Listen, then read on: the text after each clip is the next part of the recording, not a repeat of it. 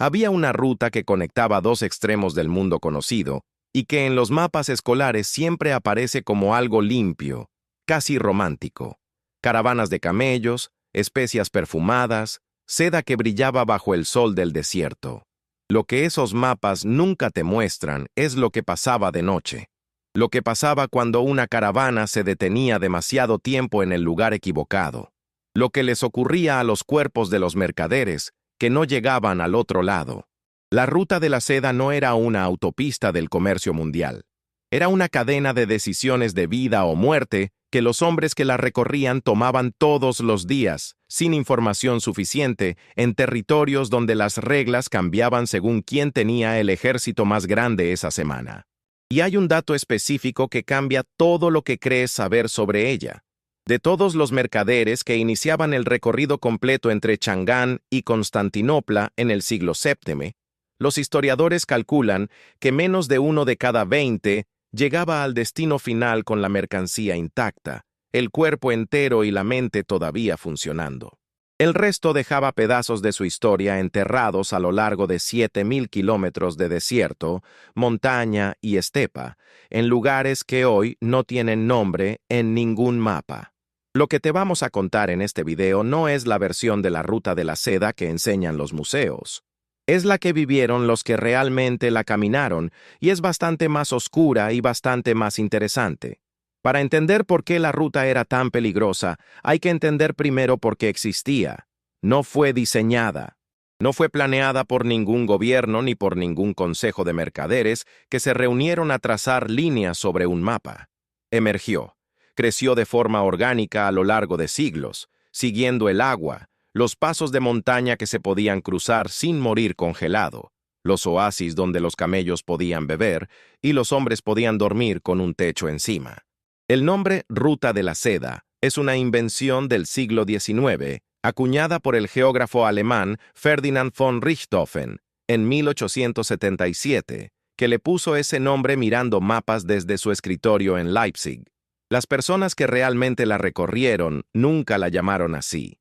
La llamaban el camino, o la nombraban por su destino inmediato, la ciudad siguiente, el paso de montaña siguiente, el mercado siguiente donde esperaban vender lo que cargaban antes de que alguien se los robara o antes de que el desierto se los tragara.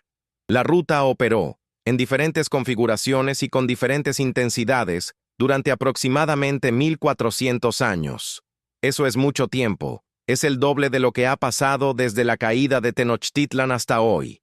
En esos 14 siglos, el mundo que la rodeaba cambió de maneras que la ruta tuvo que absorber o ignorar. Imperios que nacieron y desaparecieron. Religiones que barrieron regiones enteras reemplazando los dioses que encontraron. Epidemias que viajaron exactamente por los mismos caminos que las caravanas, porque los patógenos, a diferencia de los mercaderes, no necesitaban pagar impuestos en los puestos de control. Cada uno de esos cambios dejó su marca en las condiciones de vida de los que la recorrían. Los mercaderes que operaban en la ruta en su periodo de mayor actividad, que los historiadores ubican entre los siglos VI y XIV, no eran el tipo de aventureros solitarios que aparecen en las películas. Eran empresarios con cuentas que cuadrar, con socios en ciudades que nunca iban a ver en persona, con deudas contraídas antes de salir y con la certeza matemática de que si la carga no llegaba, la deuda tampoco desaparecía. La mayoría no hacía el recorrido completo. Se especializaban en segmentos. Un mercader sogdiano de Samarcanda podía conocer los caminos entre su ciudad y Dunhuang mejor que nadie en el mundo, pero nunca había estado en Chang'an y probablemente moriría antes de llegar. Vendía su carga en Dunhuang a alguien que conocía la siguiente parte del recorrido, y así la seda y las especias, y el vidrio y el papel y las ideas y los virus avanzaban por etapas, pasando de mano en mano, de intermediario en intermediario, acumulando precio en cada transacción y riesgo en cada paso. Los sogdianos son la primera pieza de este rompecabezas que casi nadie conoce, y merecen un momento. Eran un pueblo iraní de la región que hoy corresponde aproximadamente a Uzbekistán y Tayikistán, y durante casi 8 siglos fueron los operadores logísticos dominantes de la ruta. No tenían un gran ejército. No tenían un imperio que los respaldara con fuerza militar en los territorios que cruzaban. Tenían algo más útil: una red de relaciones comerciales construida durante generaciones, un sistema de escritura y de contratos que funcionaba como protocolo de negocios en múltiples culturas simultáneamente, y una reputación de confiabilidad que, en un mundo donde la confianza era literalmente la única garantía disponible, valía tanto como cualquier ejército. Las cartas sogdianas, descubiertas en 1907 en una torre de vigilancia abandonada cerca de Dunhuang, escritas alrededor del año 313 d.C., son el documento comercial más antiguo que tenemos de la ruta, y lo que revelan sobre cómo funcionaba el negocio no es lo que uno esperaría. Revelan deudas impagas, caravanas destruidas, comunicaciones que llegaron meses tarde, mercaderes varados en ciudades extranjeras sin dinero suficiente para continuar. La ruta, incluso en sus mejores períodos, era una operación permanente en el límite entre la ganancia y el desastre. Si algo de lo que ya dijimos te generó una imagen que no tenías antes, quédate, porque esto apenas empieza, y lo que viene es bastante más complicado que lo que los libros de historia se atrevieron a contarte. Y si mientras escuchas piensas en alguien que debería estar viendo esto, no lo dudes. Mándale el video. A veces la mejor forma de compartir algo que te cambió la forma de ver el mundo es compartirlo con alguien que todavía no sabe que lo necesita. El primer peligro real de la ruta no era el bandido emboscado detrás de una roca, aunque eso también existía, y existía con una regularidad que ningún mercadero con experiencia subestimaba. Era la geografía. Los segmentos de la ruta que conectaban el corazón de Asia Central con China atravesaban dos de los entornos más hostiles para la vida humana que existen en el planeta: el desierto de Taklamakan al sur y la cuenca del Tarim, y las estepas y montañas que los rodeaban. El Taklamakan es un desierto de dunas de arena que en verano alcanza temperaturas superficiales capaces de freír un huevo, y en invierno desciende a rangos donde el metal se vuelve frágil. No tiene agua en su interior.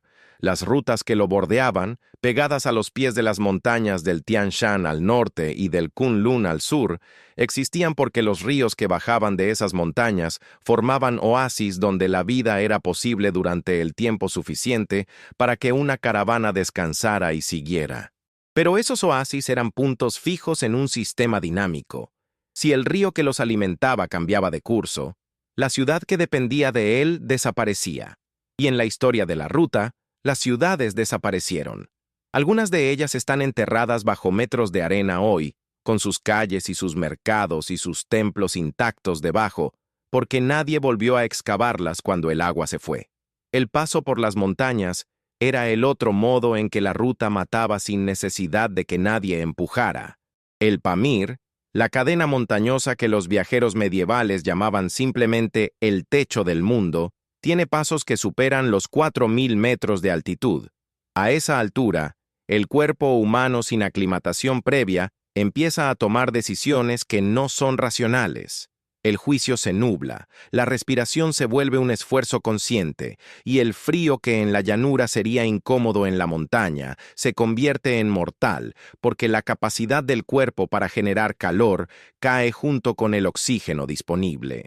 Los viajeros que dejaron registros escritos del cruce del Pamir lo describen con un detalle que no tiene nada de romántico.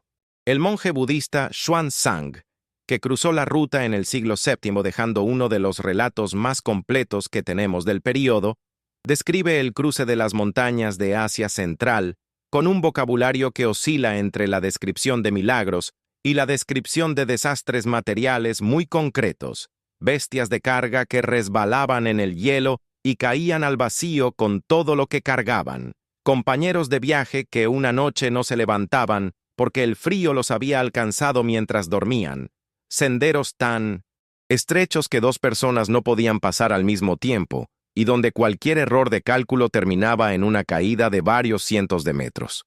Pero la geografía tenía un socio que la hacía aún más mortal: la logística del agua. Una caravana de tamaño mediano, digamos 50 camellos con sus cargadores y guardias, Consumía cantidades de agua que hacían que el cálculo entre oasis no fuera simplemente una cuestión de dirección, sino de vida. Los camellos bactrianos, los de 2 jorobas que dominaban las rutas de Asia Central, podían sobrevivir aproximadamente 15 días sin beber en condiciones normales de temperatura y carga.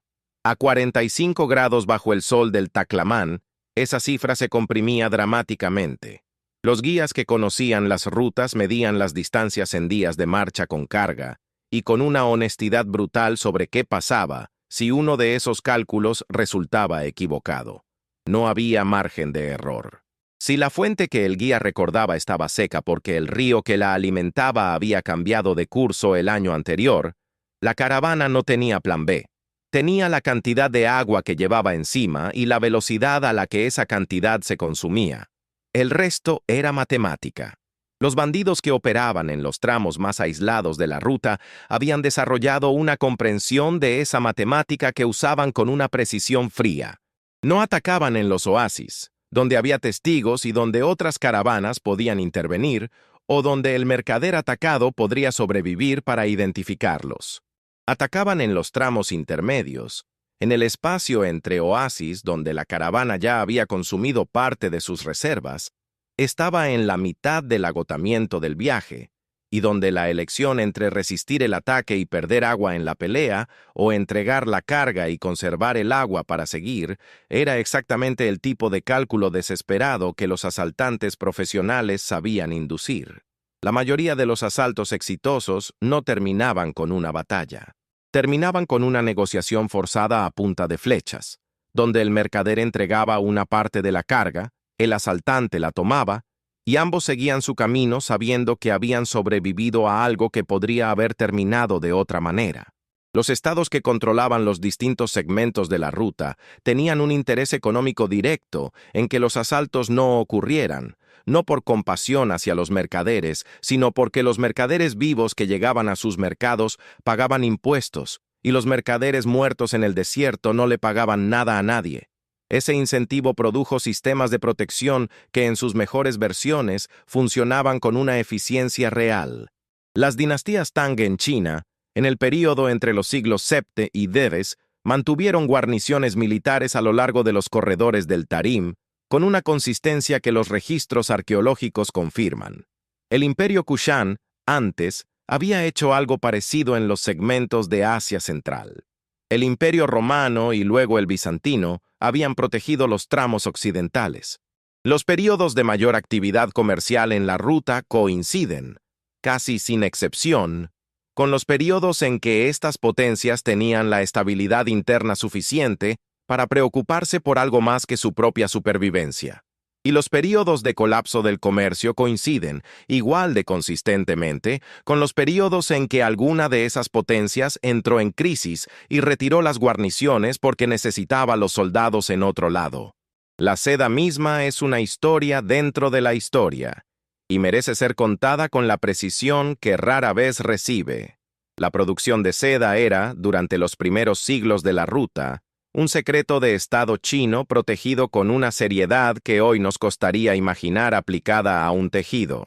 El proceso completo, desde el cultivo de las moreras que alimentan a los gusanos hasta el devanado del hilo de los capullos y el tejido final, era conocido en China desde aproximadamente el año 2700 a.C., según las fuentes chinas, aunque los arqueólogos ubican la sericicultura documentada más temprana en torno al año 3200 a.C. Lo que el gobierno chino protegía no era solo la técnica, era la ventaja comercial que esa técnica le daba. Exportar seda terminada generaba una ganancia que exportar la técnica habría destruido permanentemente. Entonces, se hizo lo que todos los estados hacen cuando tienen algo que los otros quieren y que no quieren que los otros tengan. Se criminalizó la exportación de gusanos, de huevos, de semillas de morera, con penas que en diferentes períodos incluyeron la muerte. El secreto duró más de 2000 años. Y cuando se rompió de la manera más literalmente clandestina posible.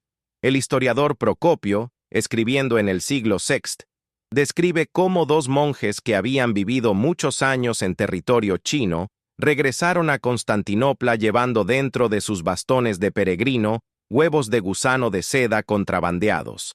El emperador Justiniano, que entendía el valor estratégico de lo que le estaban ofreciendo, los recibió y financió el inicio de la producción de seda en territorio bizantino. Eso en sí mismo es una historia de espionaje industrial que cualquier película de hoy reconocería como su propio género, pero lo que importa para la historia de la ruta es lo que el secreto había producido durante los siglos que duró. Una asimetría de información y de producción que hacía que la seda china no fuera solo un tejido bonito, sino una moneda de reserva internacional. Los emperadores chinos pagaban subsidios a los estados de las estepas, a los nómadas que podían amenazar sus fronteras, no siempre con metal, sino con seda. Los funcionarios recibían seda como parte de su salario. Los tratados diplomáticos se sellaban con regalos de seda. Era dinero que se podía usar como ropa. El precio que alcanzaba la seda al llegar al extremo occidental de la ruta era entre 10 y 30 veces su costo de producción en China. Ese diferencial no era ganancia de nadie en particular, era el resultado acumulado de todos los impuestos, todos los intermediarios, todos los costos de transporte y de protección y de pérdida y de riesgo que la cadena absorbía a lo largo de 7.000 kilómetros. Cada reino, cada ciudad-estado, cada confederación tribal que controlaba un segmento de la ruta cobraba lo suyo. El sistema sasánida en Persia fue especialmente eficiente en esta operación. Controlaba los puertos del Golfo Pérsico y los pasos que llevaban hacia el Mediterráneo, y sus impuestos sobre el comercio de tránsito eran suficientemente altos como para que el Imperio Romano, que dependía de esa seda para sus propias élites y para sus propios pagos diplomáticos, buscara rutas alternativas durante siglos sin éxito. El Mar Rojo como alternativa al Golfo Pérsico. Las rutas del Cáucaso que evitaban Persia por el norte, cada una con sus propios problemas y sus propios guardianes, cobrando sus propios impuestos. Lo que circulaba por la ruta no era solo seda en dirección oeste.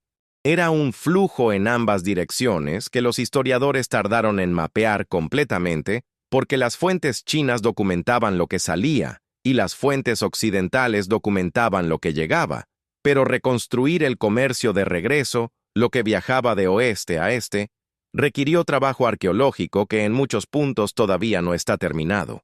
De occidente hacia China viajaban vidrio romano, que los artesanos chinos no producían con la misma transparencia y apreciaban enormemente.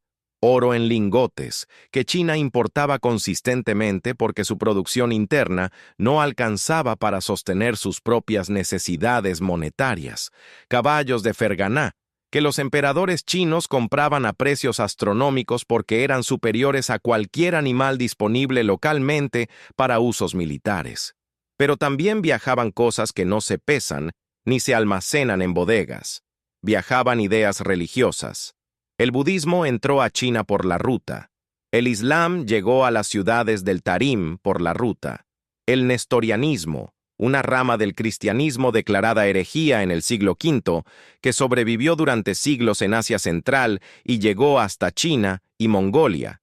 Viajó con los comerciantes sogdianos que eran en muchos casos sus principales practicantes y sus más eficaces difusores no intencionados. Las enfermedades también viajaban. Y eso es parte de la historia de la ruta que ningún mapa de seda y especias incluye en su versión amable.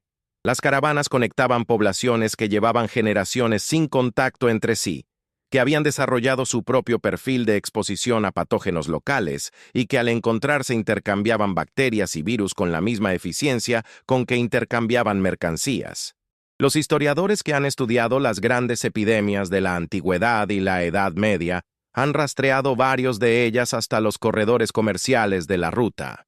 La plaga de Justiniano, que comenzó en el año 541 y mató entre 25 y 50 millones de personas en el mundo mediterráneo, llegó al puerto de Pelusión, en Egipto, a través de las rutas marítimas que conectaban con los puertos del Mar Rojo y del Índico, y esas rutas eran la extensión occidental del sistema que la ruta de la seda alimentaba.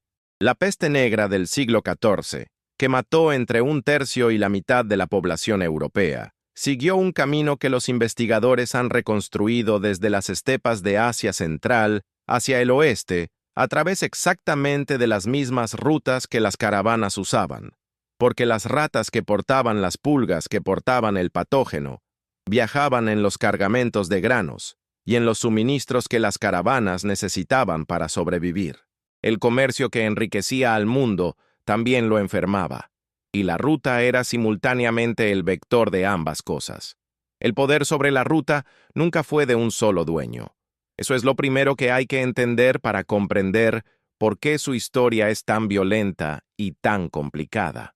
No hubo un momento en que una sola entidad política controlara los 7.000 kilómetros de extremo a extremo. Lo que hubo, en los mejores períodos, fue un sistema de poderes superpuestos que mantenían cada uno su segmento y que tenían suficiente interés compartido en el flujo del comercio como para no destruirse mutuamente con una frecuencia que hubiera colapsado el sistema entero. El equilibrio era frágil.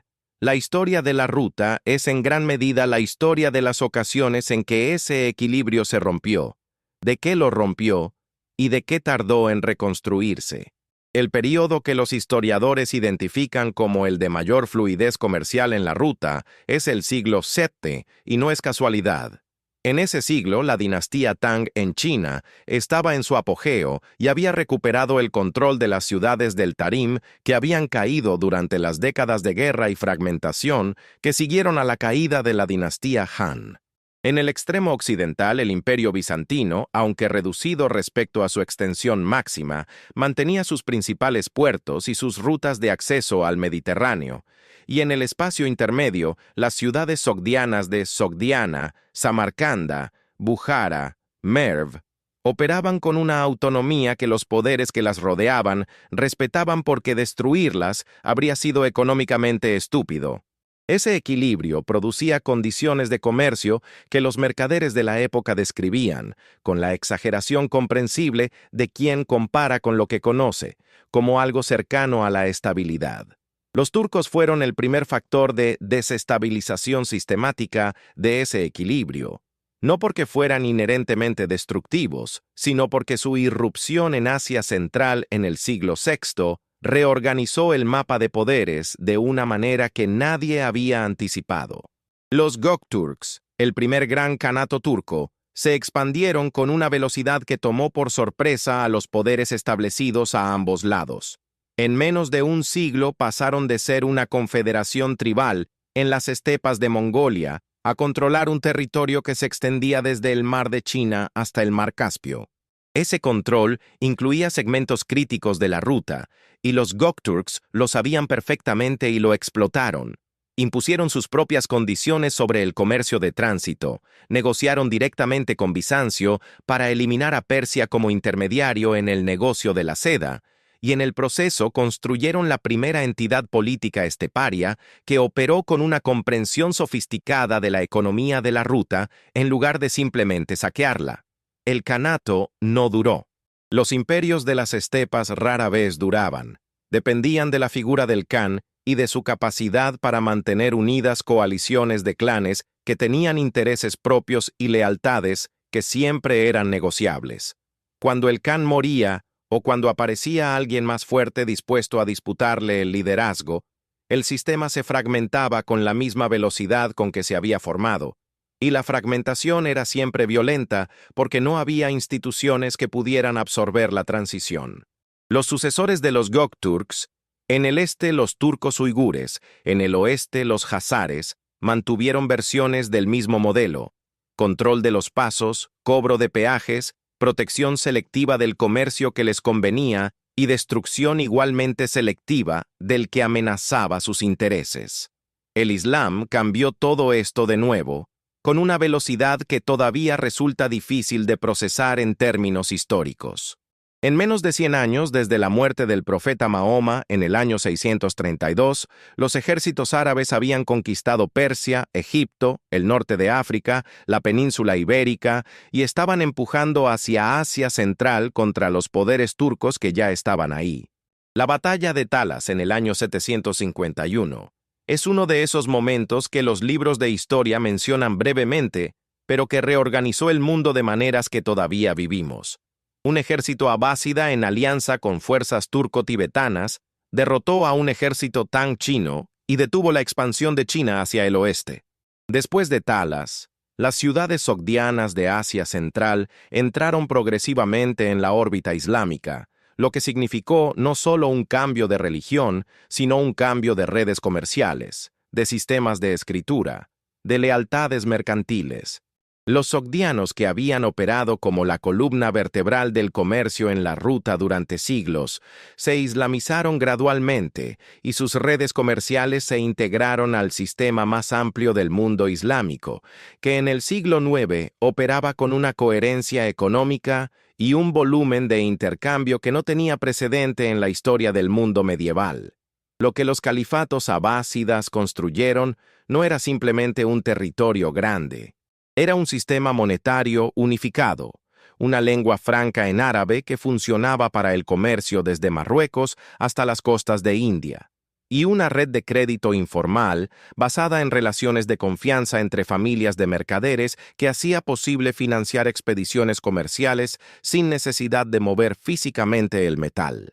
Ese sistema, que los historiadores de la economía medieval han estudiado en detalle usando los documentos de la Geniza del Cairo, es en muchos aspectos más sofisticado que el equivalente europeo del mismo período y operaba con una escala continental que Europa no alcanzaría sino siglos después.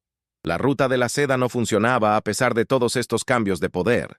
Funcionaba porque la necesidad de intercambio económico era más fuerte que cualquier cambio político, y los nuevos poderes que llegaban aprendían rápido que destruir el sistema que controlaban era mucho menos rentable que cobrar su parte de él.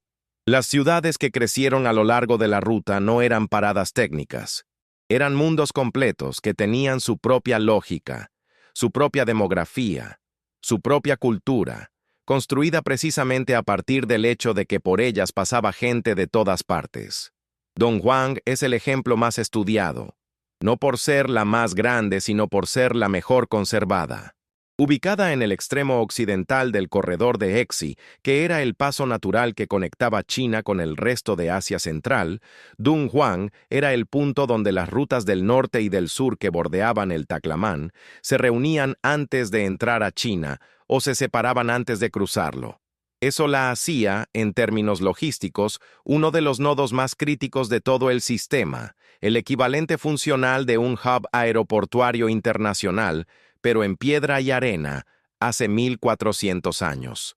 La demografía de Dunhuang, en el periodo de mayor actividad de la ruta, es un ejercicio en la complejidad multicultural que los museos modernos rara vez logran comunicar con la misma intensidad que los documentos originales.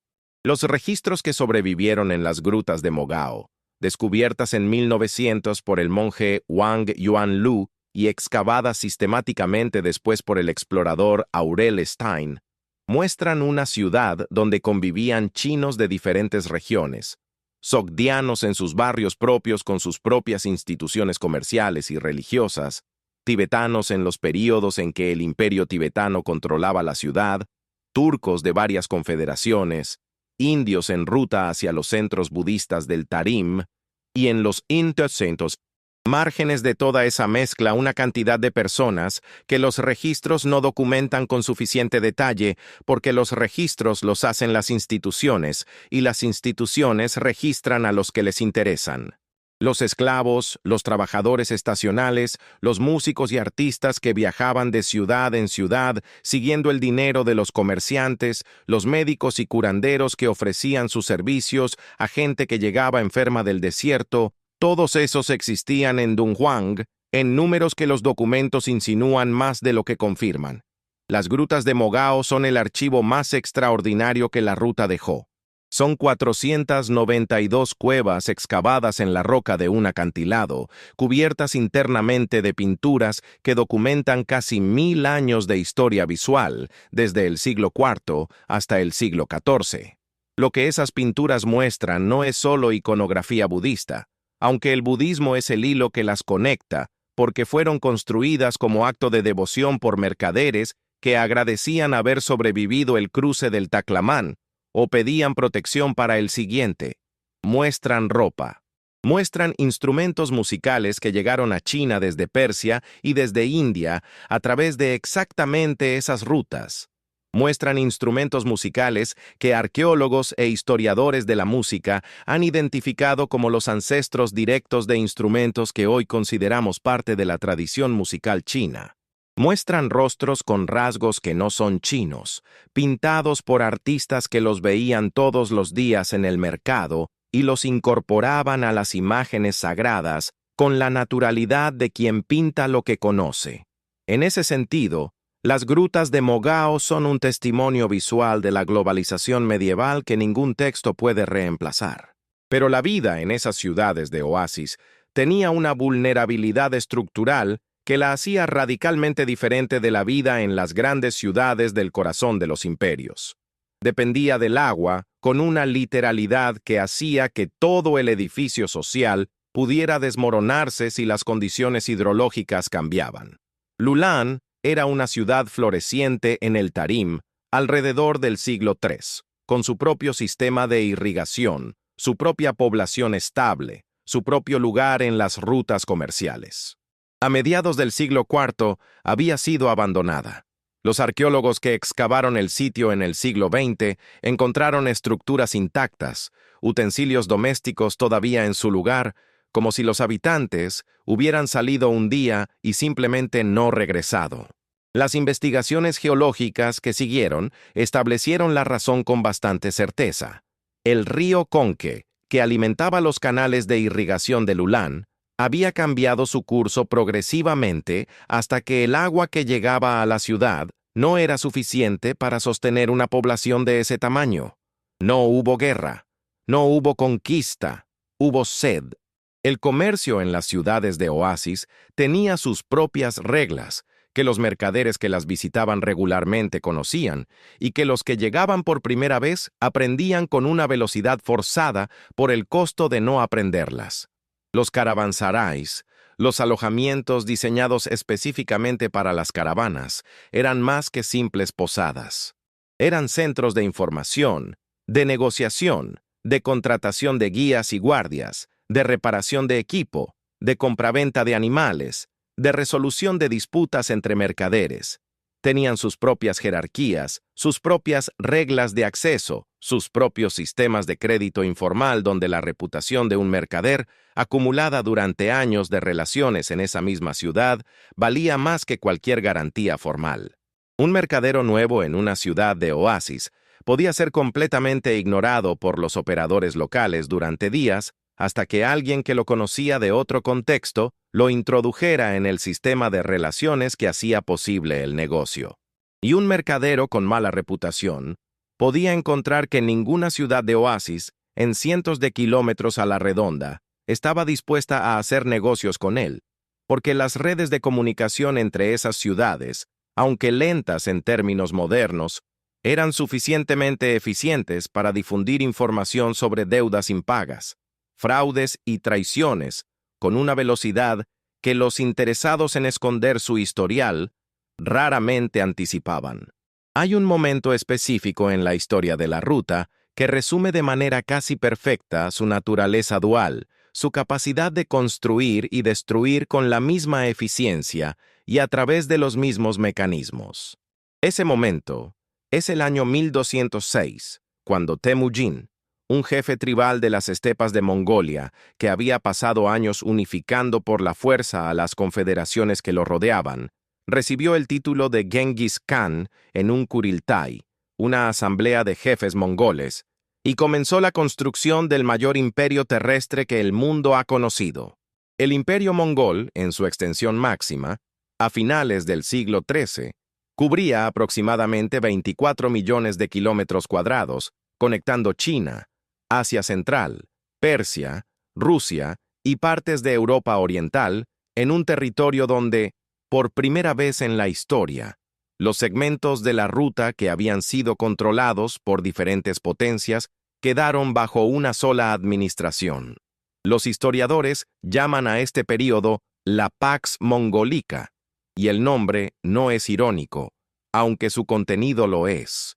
La Pax Mongolica fue posible gracias a uno de los procesos de destrucción más sistemáticos que el mundo medieval registró. Las ciudades que se resistieron a la conquista mongola no solo fueron derrotadas, fueron borradas. Nishapur, en el noreste de Persia, era en el siglo XII una de las ciudades más grandes del mundo islámico, con una población que las fuentes estiman en varios centenares de miles de habitantes, una tradición intelectual que había producido a Omar Khayyam y a otros pensadores de primer nivel, y una posición en las rutas comerciales que la hacía imprescindible en la logística del comercio de Asia Central. Cuando las tropas mongolas la tomaron en 1221, después de que sus habitantes mataron a un yerno de Genghis Khan durante el sitio, la represalia fue calculada con una precisión que las fuentes árabes y persas describen con el vocabulario del fin del mundo. Mataron a toda la población, incluyendo los perros y los gatos, desmantelaron los edificios hasta los cimientos y araron la tierra donde la ciudad había estado. Años después, cuando los viajeros que conocían la ciudad pasaron por el lugar, describieron no encontrar ninguna señal de que ahí hubiera existido algo. Merv, Samarcanda, Bujara, Urgench, todas recibieron versiones del mismo tratamiento. El número de muertes producidas por las conquistas mongolas es uno de los temas más debatidos en la historiografía del período, porque las fuentes son inconsistentes y porque las cifras medievales de víctimas son notoriamente poco confiables. Los estimados más conservadores hablan de 30 o 40 millones de muertos en el siglo XIII como resultado directo de las campañas mongolas. Los más altos llegan a 60 millones. En términos proporcionales a la población mundial de la época, eso representaba entre el 10 y el 20% de todos los seres humanos que vivían en el planeta en ese momento.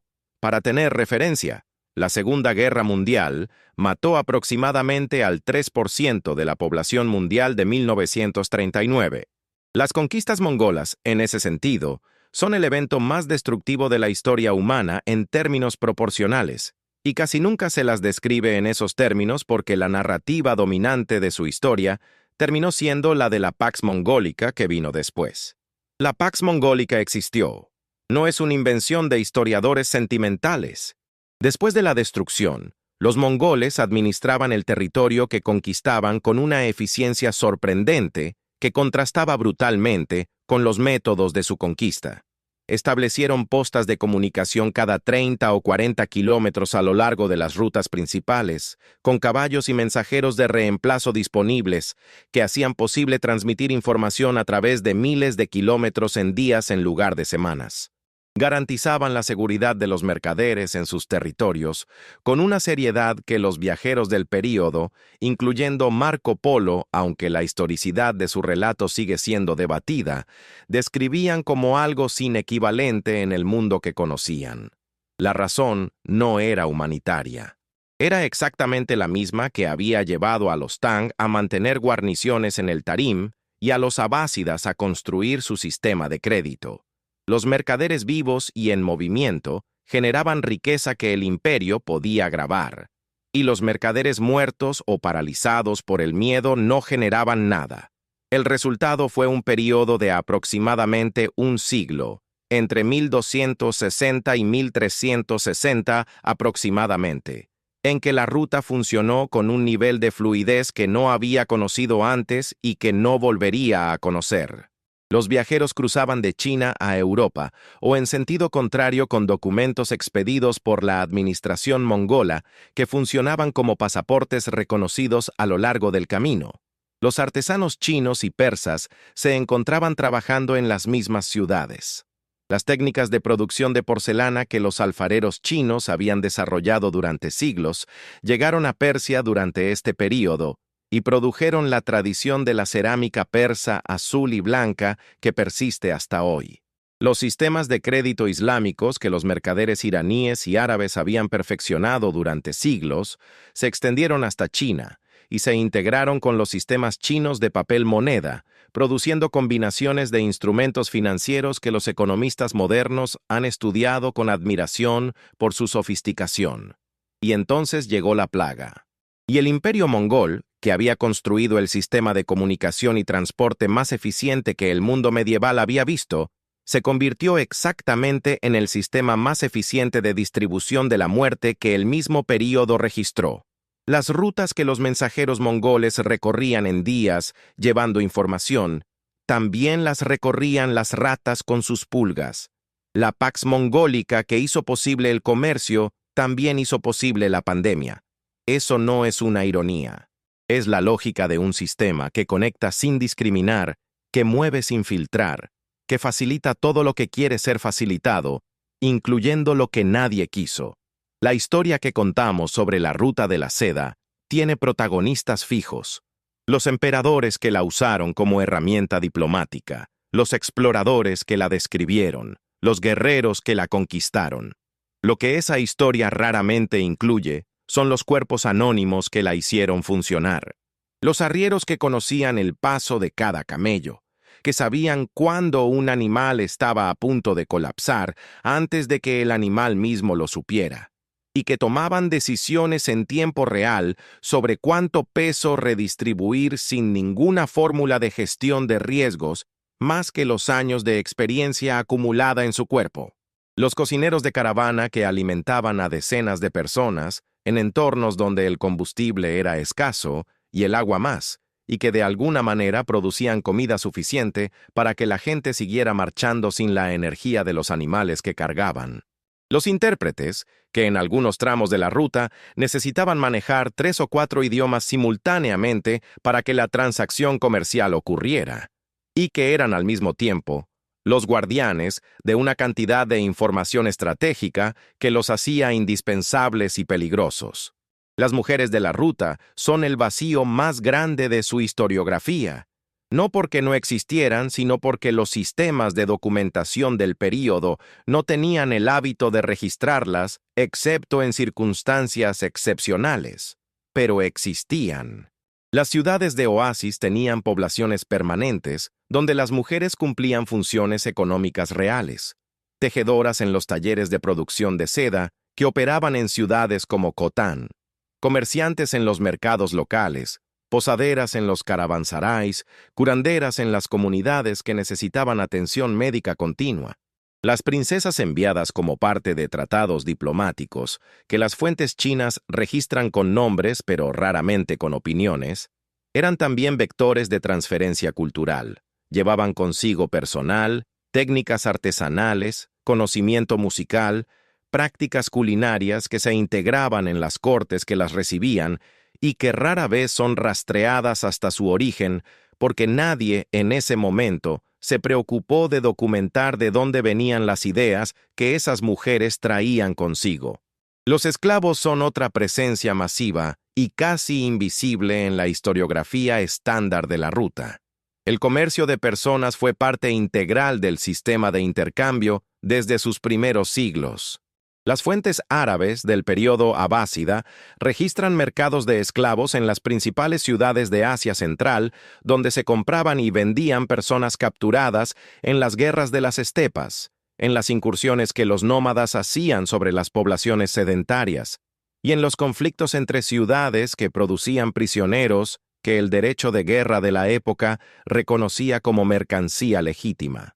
Los esclavos eslavos, que dieron su nombre a la palabra que usamos hoy para ese sistema de servidumbre forzada, se vendían en los mercados de Samarcanda a mercaderes árabes que los llevaban al Mediterráneo. Los esclavos turcos se vendían en los mismos mercados y terminaban en ejércitos que los compraban específicamente por sus habilidades militares.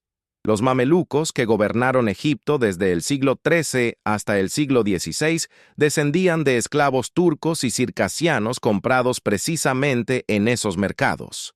El conocimiento también viajaba de maneras que los participantes no siempre reconocían como transferencia de conocimiento. Un médico persa que acompañaba una caravana a Changán y que durante meses de viaje tenía conversaciones con un médico chino que iba en la misma dirección, no estaba participando en un programa de intercambio académico formal. Estaba haciendo lo que los humanos hacen cuando pasan suficiente tiempo en proximidad con alguien que sabe cosas que ellos no saben. Preguntaba, observaba, comparaba. Y lo que llegaba a Chang'an no era solo el médico, sino la mezcla de lo que había sabido antes y lo que había aprendido en el camino. Las historias de traducción médica del período, particularmente en los centros de traducción que el califato abásida estableció en Bagdad en el siglo VIII, muestran un conocimiento que viajó de Grecia a Siria, a árabe, a persa, a chino, y de regreso en direcciones que hacen que cualquier mapa de influencias resulte demasiado simple para capturar lo que realmente pasó. La música siguió el mismo patrón, con la diferencia de que la música deja menos rastro documental que la medicina porque nadie la escribía en el mismo tipo de tratados formales que los médicos producían. Lo que tenemos son pinturas, como las de Dunhuang, que muestran instrumentos en manos de músicos representados con una especificidad que permite identificarlos.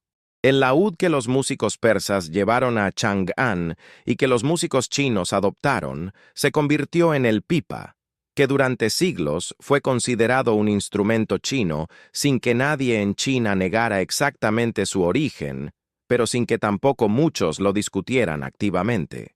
El sistema musical modal que llegó a las cortes Tang desde Persia y desde India a través de los reinos intermedios del Tarim fue adoptado, adaptado, recombinado con tradiciones musicales chinas preexistentes, y el resultado fue un período de producción musical en la corte Tang que los historiadores de la música consideran uno de los más creativos de la historia de la música mundial, producido precisamente por la fricción entre tradiciones que la ruta había forzado a estar en el mismo espacio al mismo tiempo.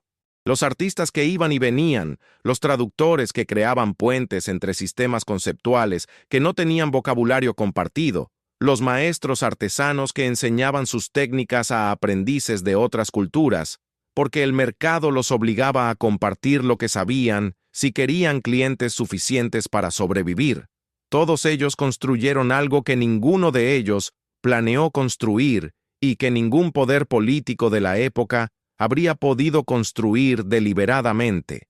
Un fondo común de conocimiento técnico y expresivo que hizo al mundo medieval más interesante, más complejo y más capaz de resolver problemas de lo que habría sido si esas tradiciones hubieran permanecido separadas. Eso no romantiza la ruta. La violencia, la esclavitud, las epidemias, la extracción brutal que caracterizaron su funcionamiento, no desaparecen porque también produjo cosas hermosas.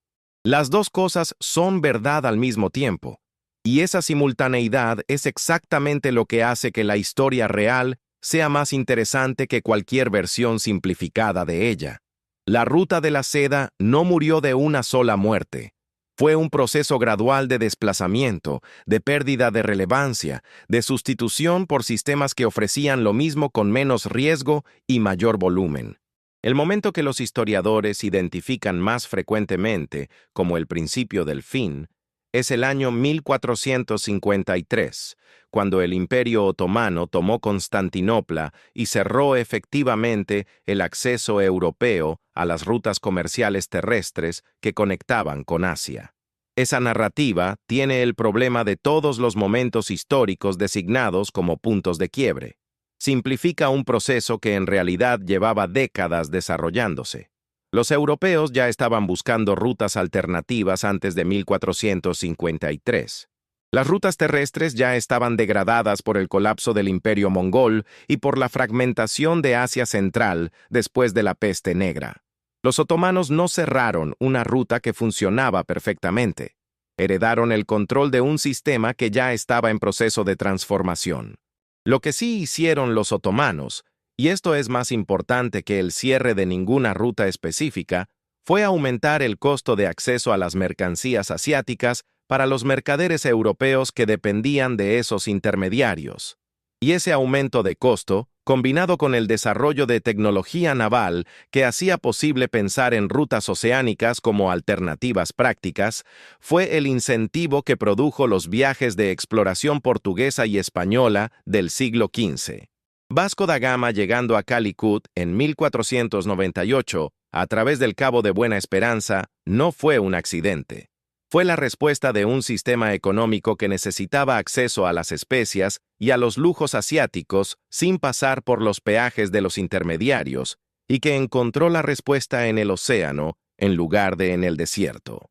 La ruta de la seda no mató a nadie cuando murió.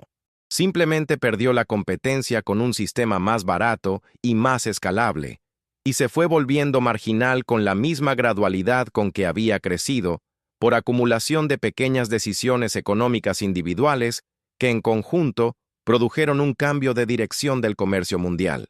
Pero algo de la ruta no desapareció con el comercio. Lo que había viajado por ella durante más de 1000 años, las ideas, las técnicas, las tradiciones religiosas, las formas artísticas, las mezclas genéticas producidas por siglos de movimiento de personas, todo eso permanece. Está en la cerámica azul y blanca de Turquía, que se desarrolló a partir de técnicas chinas que llegaron con los comerciantes del período mongol. Está en el budismo tibetano, que es en parte el resultado de la convergencia entre el budismo indio, las tradiciones religiosas de las estepas y el pensamiento chino que la ruta facilitó. Está en los sistemas de escritura de Asia Central, varios de los cuales descienden del arameo sogdiano que los mercaderes usaban como lengua franca comercial antes de que el árabe los desplazara. Está en la música, en la gastronomía, en las técnicas de construcción. Está disperso en un fondo común de civilización que ningún país puede reclamar como exclusivamente propio porque fue construido por un proceso de mezcla que ningún Estado nacional de ningún período habría podido producir solo. La pregunta que esto genera, y que vale la pena hacerse directamente sin suavizarla, es qué significa hablar del legado de un sistema que fue simultáneamente uno de los grandes motores del intercambio cultural y uno de los grandes vectores de violencia, esclavitud y pandemia que el mundo medieval registró. No significa ignorar una parte. Significa entender que los mismos mecanismos que produjeron el intercambio produjeron la destrucción, que el camino que llevó la seda a Roma también llevó la plaga al Mediterráneo, que los mismos guerreros que unificaron la ruta bajo un solo sistema de administración lo hicieron sobre ciudades destruidas y poblaciones masacradas. Esa simultaneidad no es una paradoja que haya que resolver. Es la condición de cualquier sistema de intercambio a gran escala en la historia humana, antes y después de la ruta de la seda. Lo que ha cambiado con los siglos no es esa lógica fundamental, sino la velocidad y la escala. Los sistemas de comercio global que operan hoy mueven mercancías en horas en lugar de meses, conectan miles de millones de personas en lugar de millones, y generan tanto riqueza como inequidad, tanto intercambio cultural como homogeneización forzada, tanto movimiento de ideas como movimiento de patógenos, exactamente como la ruta lo hacía. El COVID-19 viajó por las rutas aéreas del siglo XXI con la misma eficiencia con que la plaga de Justiniano viajó por las caravanas del siglo VI, y produjo el mismo tipo de debate sobre si las conexiones que nos hacen más ricos también nos hacen más vulnerables. La respuesta sigue siendo la misma. Sí, inevitablemente. La pregunta que sigue después es, ¿qué hacemos con eso? Los tramos de la ruta que sobrevivieron como rutas activas, reconvertidos en carreteras, en líneas de ferrocarril, en corredores de gas natural y fibra óptica, siguen siendo los mismos pasos de montaña, los mismos valles, los mismos puntos de cruce que los guías sogdianos conocían de memoria. La geografía no cambia. Lo que cambia es lo que los humanos deciden mover a través de ella y a qué costo.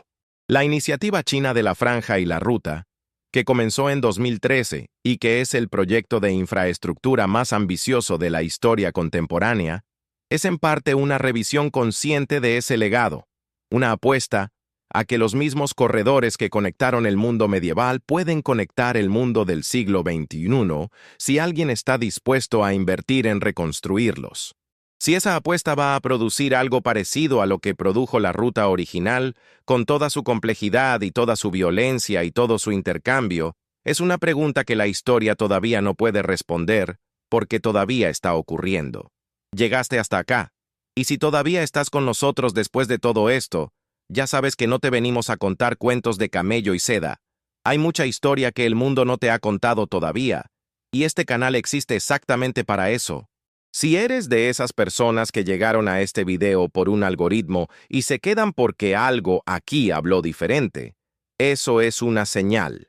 Suscríbete, no porque lo pidamos como trámite, sino porque cada video que publicamos es una decisión de contar lo que merece ser contado, aunque sea incómodo, aunque sea largo, aunque no sea lo que el algoritmo prefiere. Y si hay una ruta, una civilización, un momento de la historia que llevas tiempo queriendo entender de verdad, cuéntalo en los comentarios. Esta comunidad la construimos con las historias que cada uno trae, no solo con las que nosotros elegimos contar. ¿Qué historia tuya, de tu familia, de tu región, se parece a algo de lo que escuchaste hoy? Nos gustaría saberlo.